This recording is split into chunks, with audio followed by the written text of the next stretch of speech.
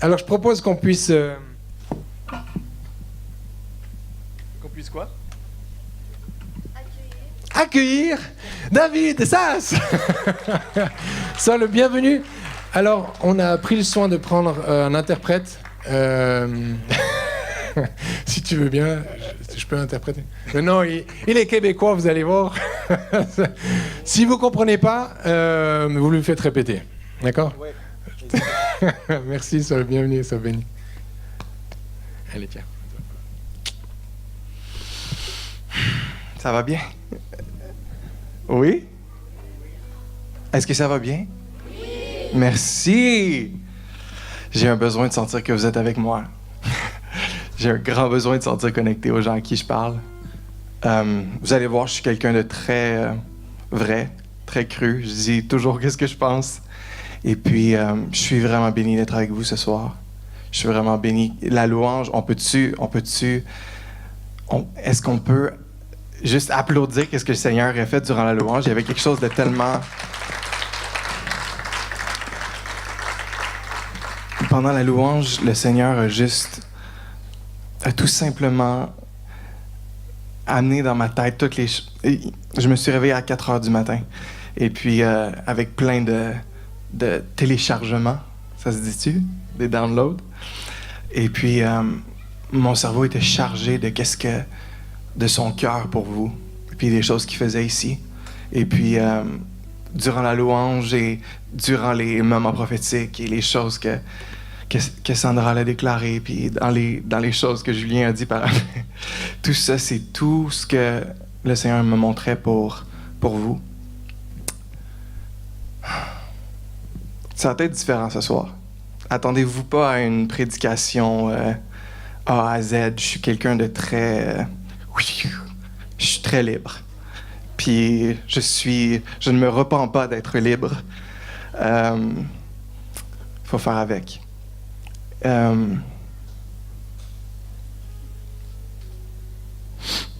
Merci Joe, les gars. Je me suis réveillé et puis à 4 heures du matin. Et puis j'ai senti que le Seigneur il disait qu'il y avait un laisser-aller dans l'amour pour Annecy. Parce que je me suis réveillé puis dans la nouvelle maison des Duby qui est complètement extraordinaire, une bénédiction céleste. Et puis, j'étais dans cette chambre qui était complètement magnifique, qui était déjà remplie du Saint-Esprit. Et puis, je me suis mis à genoux. Puis là, mon cœur a commencé à faire « Seigneur, qu'est-ce que tu veux que je leur dise? Qu'est-ce que je suis supposé de prêcher? » Parce que je suis pas quelqu'un qui veut planifier une prédication pendant une semaine, puis finalement arriver ici, puis sentir que le mouvement du Saint-Esprit est différent. Est-ce que ça fait du sens? Moi, je veux arriver sur la terre puis faire « C'est quoi que tu fais, Seigneur, ici? » Je veux l'absorber puis je veux le donner. Et puis, j'étais sur mes genoux puis j'étais en train de lui demander qu'est-ce qu'il voulait que je dise. Puis c'était comme « Ah, qu'est-ce que j'aimerais prêcher? » Puis quasiment en train de rentrer dans un mode un petit peu de performance, tu sais. Parce qu'on a tous un besoin de sentir que qu'est-ce qu'on fait, c'est bon, c'est extraordinaire. Pas vrai? Et puis, pendant que j'étais sur mes genoux puis j'étais en train de tout faire ça, je commençais quasiment à vivre comme une petite boule d'anxiété. C'était léger, là, c'était pas la grosse chose, mais c'était une petite boule de « il faut que je fasse bien, il faut que ça soit bon ». Puis c'est comme si le Seigneur m'a dit « je veux juste que tu les aimes. Je veux juste que tu les aimes. Je veux juste que tu les aimes. » Puis c'est comme si le Seigneur me montrait à partir de là le téléchargement pour Haïti. Comme quoi c'est un endroit où est-ce qu'il veut implanter son amour inconditionnel.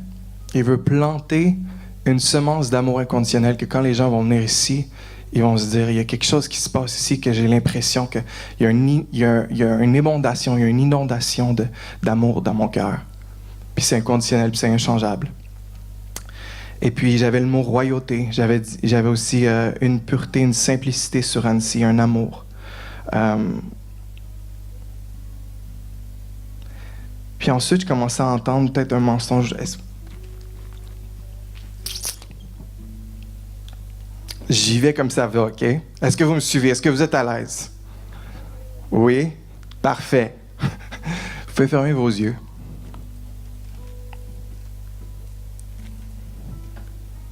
Parce que c'est entre vous et Dieu. Pas personne d'autre qui est supposé que c'est correct. J'ai entendu un petit mensonge qui disait « Je fais pas assez » ou « Je suis pas assez ». Puis même durant la louange, on était de l'autre côté avant la louange, puis le Saint-Esprit était en train de me charger de plein de choses, puis c'était le débordement, puis il y avait le Saint-Esprit qui voulait exploser dans toutes les directions. Puis au début de la louange, j'ai commencé à sentir ce petit blocage-là dans mon ventre. Comme un petit quelque chose qui voulait juste bloquer. Et puis, ce matin, j'ai entendu le mensonge « Je fais pas assez » ou « Je ne suis pas assez dans mon identité ». S'il y a des gens avec les yeux fermés qui entendent ça durant la semaine ou durant les mois ou c'est quelque chose que ça fait longtemps qui est là, je voudrais juste que, si vous pouvez lever votre main.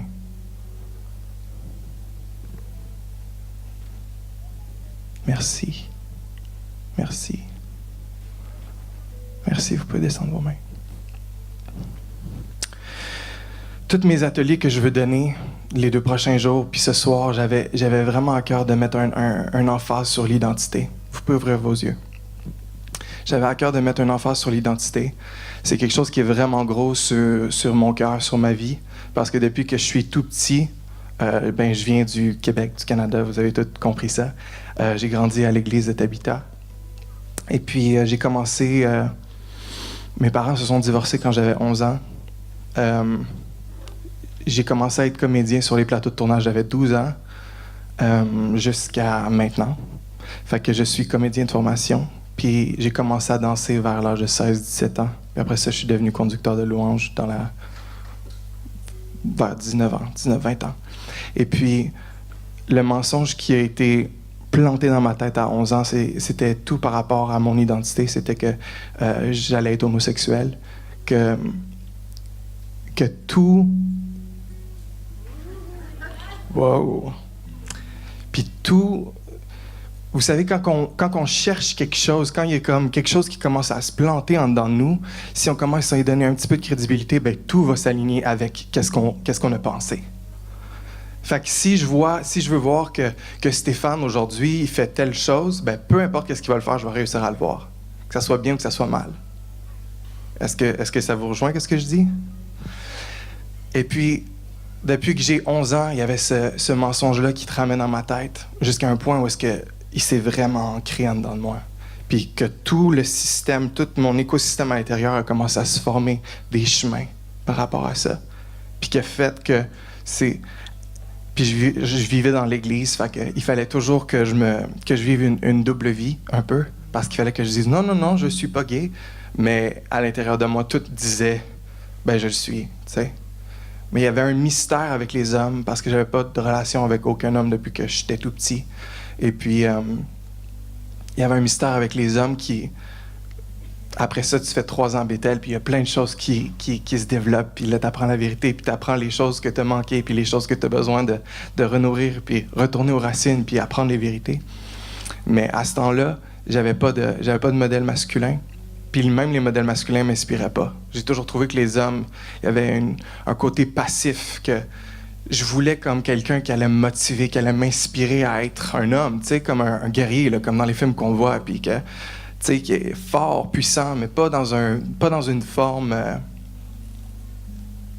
que la société nous dit, mais vraiment comme une force, une puissance, avec une tendresse, avec un amour, avec une sensibilité. Et puis, fait que je vous dirais que la majorité de ma vie, j'ai eu des problèmes d'identité, puis c'est là que j'ai eu mes plus grosses percées. Puis je vous dirais qu'en ce moment à Bethel, ce que je fais la majorité du temps, c'est d'aligner les gens avec leur identité.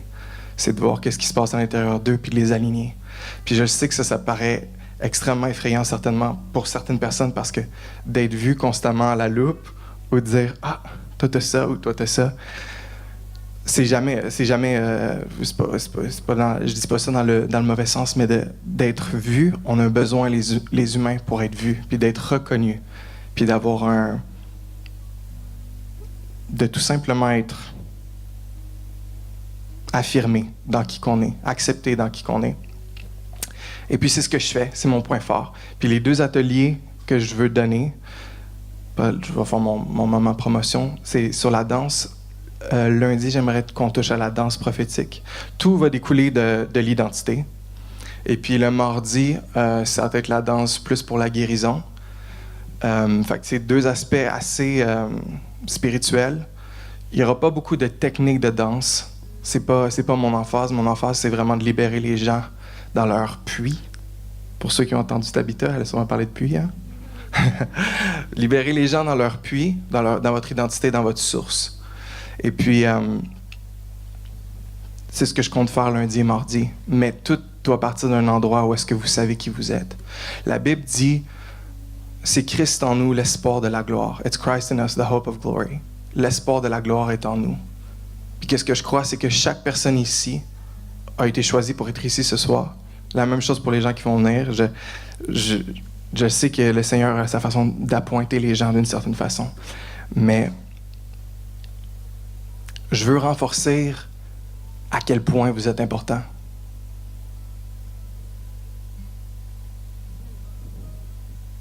Je veux renforcer que dans votre unicité, dans votre individualité, vous portez, chacun de vous, une parcelle de Dieu.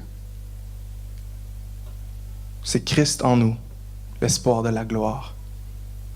Puis la vérité, c'est que cette partie-là peut seulement émerger quand on vit des face-à-face avec Dieu. Puis c'est pour ça que les 2 derniers chants, pour moi, étaient extrêmement ça, parce que c'est ce que je vois pour vous, c'est ce que je vois pour Annecy, c'est un face-à-face où est-ce qu'on dit, Seigneur, dis-moi, je vais y aller. Ce que tu dis, je vais le dire. Où est-ce que tu vas, j'irai. Qu'on ne passe pas un moment vide. Que tous les moments peuvent s'être remplis avec la présence de Dieu, qu'il y a un face-à-face à chaque jour pour vous. Littéralement. Il y a un face-à-face où est-ce que votre vie peut être complètement chavirée. Puis pendant qu'il y a cet alignement-là qui se fait dans votre identité, pendant que son amour est déversé dans vous, vous devenez l'espoir de la gloire. Vous devenez la partie de Jésus-Christ en vous que vous êtes supposé devenir. Puis ça ne ressemble pas à personne d'autre. Est-ce qu'il y a des gens qui ont déjà fait les workshops God's Vibration? God's Vibration, la vibration de Dieu. Ça, je ne sais pas si c'est comme ça que c'est traduit. C'est par Dan McCollum. Ils ont fait des études qui disent que si on prend l'ADN de chaque humain, 98% de notre ADN est le même. Il y a la même chose. Il y a 2% qui diffèrent, puis ils sont capables de mettre ça en musique. Il n'y a pas, si on fait ça avec l'ADN des gens, de chaque personne, il n'y a pas une mélodie qui est similaire. Il y a une mélodie pour chaque personne sur la Terre. Pas reproductible. C'est la même chose quand on danse, c'est la même chose quand on élève notre voix. Même si on n'a pas la voix pour chanter, peu importe, il y a quelque chose dans l'empreinte de votre voix qui fait quelque chose de particulier. Il y a quelque chose qui se passe quand vous marchez la terre de Annecy, de France, de peu importe le Québec. Où est-ce que vous allez aller? La Suisse. Il y a quelque chose qui se passe qui fait qu'il y a juste vous qui peut libérer ce que vous avez à libérer. Puis moi, au lieu de juste bâtir des beaux mouvements et des belles églises, je veux bâtir des grandes personnes. Parce que des grandes personnes vont changer le monde. On a besoin d'avoir des champions. Puis la salle ici est remplie de champions. Puis hier, j'en ai rencontré une belle petite gang. Mais vous êtes des champions. Puis je veux souligner votre importance. C'est pour ça que ce matin, quand j'étais sur mes genoux, puis que j'étais comme, Seigneur, qu'est-ce qu'il faut que je fasse? Performance, anxiété un petit peu, qu'est-ce que je devrais faire? C'est comme si c'est fait. Il y a eu un moment, littéralement, où est-ce que j'ai fait? Oh non, Seigneur, je veux juste être avec toi. Oh, je veux juste être avec toi. Je m'en fous du reste.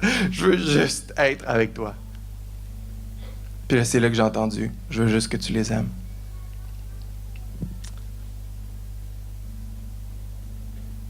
J'entendais que le Père prend un énorme plaisir en vous, qu'il se délecte dans vos cœurs, que vous êtes plus qu'assez, qu'un seul d'entre vous ici est plus qu'assez. Mettez vos mains devant vous, s'il vous plaît.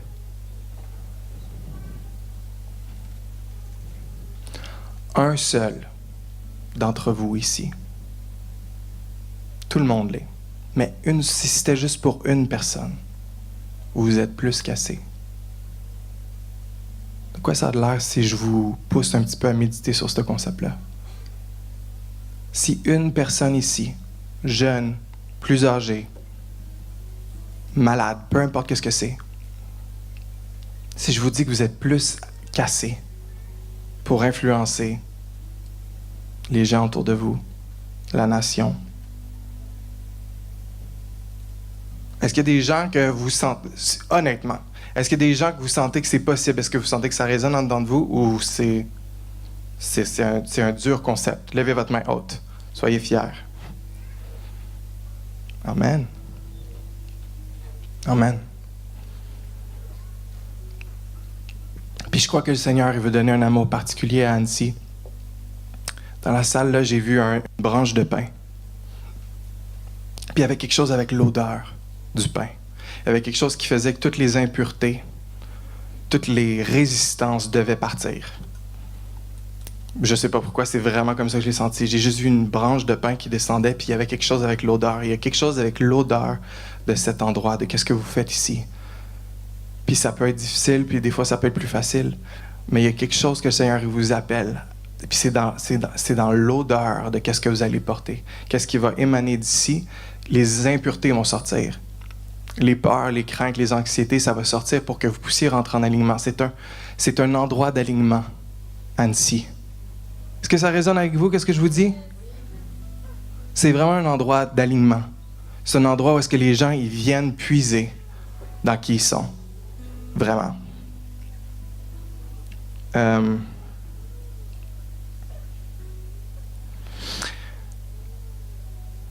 la Bible, nous, on a séparé la Bible d'une certaine façon. On a fait chapitre 1, 2, 3, 4. Dans ce temps-là, c'était pas comme ça. Ils ont décidé par après de rajouter les chapitres. Dans 1 Corinthiens 12, avant le 13, avant que ça parle du fameux verset de l'amour que tout le monde connaît, vous connaissez tout l'amour? L'amour est patient, l'amour est plein de miséricorde. Vous savez de quoi je parle? Juste avant ça, ça parle des dons spirituels. Ça parle de la prophétie, ça parle de la guérison, des paroles de connaissance, le don de foi. Ça parle de tout ça. C'était pas séparé chapitre 12, chapitre 13. Parce qu'il y a quelque chose qui se fait que même si vous avez les plus beaux dons au monde, même si vous êtes l'être le plus spirituel du monde, que vous allez au ciel à tous les jours, là, si vous n'avez pas l'amour, vous n'avez rien. Parce que ça va ensemble. Parce que tous les dons que le Seigneur a placés dans cet endroit doivent couler avec son amour. Parce que c'est son amour qui édifie. C'est son amour qui va changer les cœurs.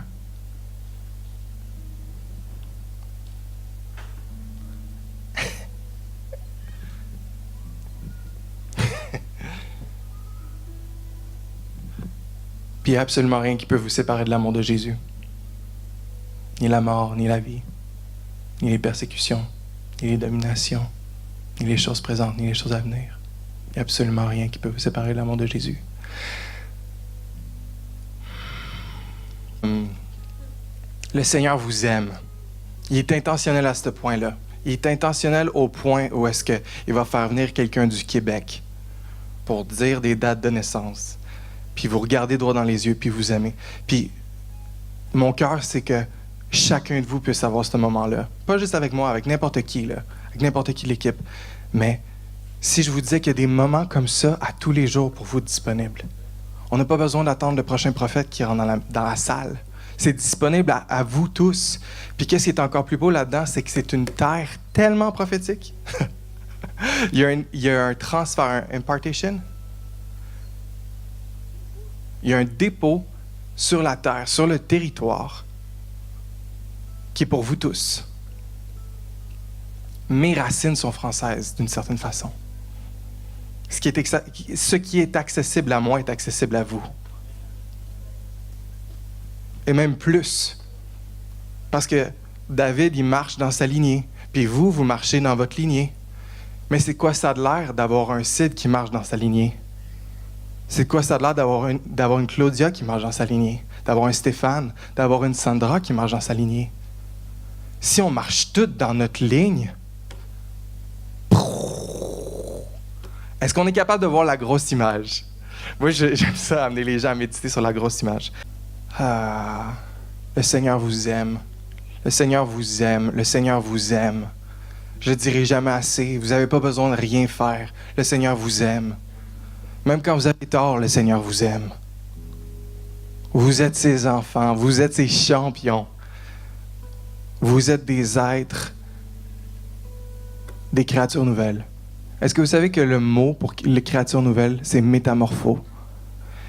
Quand une chenille naît, une chenille naît, elle naît avec 2 empreintes digitales. Non, pas 2 empreintes digitales. 2 codes d'ADN. Il y a 2 codes dans son système. Mais il y en a juste un qui est activé quand c'est une chenille. Puis après ça, quand elle se transforme en papillon, c'est complètement un autre code ADN. C'est ça qui s'est passé quand vous avez accepté Jésus. Vous n'êtes pas une meilleure version de la personne que vous étiez avant. Vous êtes quelqu'un d'autre. Vous êtes littéralement un autre être.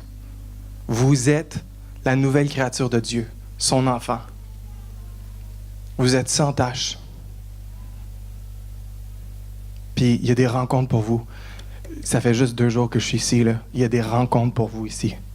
Il y a des rencontres divines, célestes, où est-ce que le Seigneur veut vous montrer ses plans pour vous, pour votre Église, pour des projets. N'ayez pas peur d'être authentique, s'il vous plaît. Dites sincèrement qu'est-ce qui se passe.